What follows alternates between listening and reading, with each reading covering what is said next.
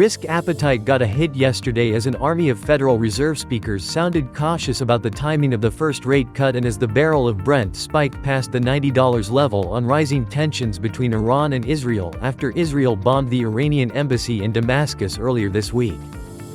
The barrel of this crude spiked to $87.50. So far, tensions in the Middle East didn't impact oil supply significantly. As a result, we saw a sustainable rise in oil prices, not a spike. But Iran's direct involvement could mark a new milestone in the Middle East conflict and could back a rapid rise in oil prices in the near term. In this context, we can't rule out the risk of a short-term rally in oil prices to $95 to $100 range. The latest spike in oil prices will be reflected in the upcoming inflation reads and may derail the Fed from its 3 rate cuts planned for this year.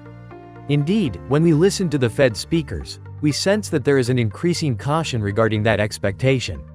Neil Kashkari, for example, who used to be a dovish voice, said yesterday that the January and February inflation readings were a little bit concerning, and that the Fed may not cut rates at all this year. Happily, he doesn't vote this year.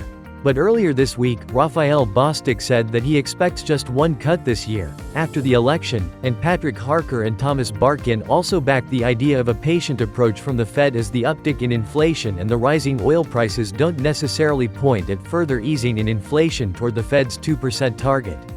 Today, all eyes are on the US jobs data. That should distinguish between those expecting that the Fed will cut interest rates 3 times this year and those who bet that the Fed will barely cut the rates with strong growth and rising inflation.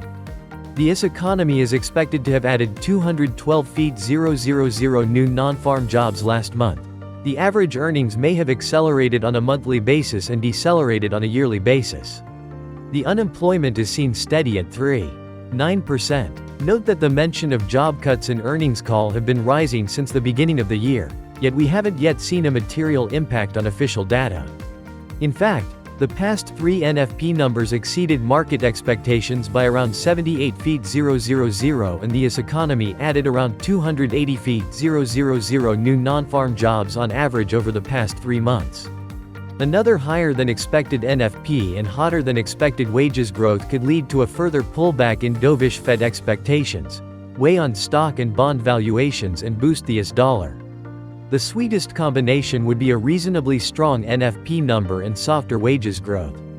The latter would cement the expectation of a soft landing and give support to equities.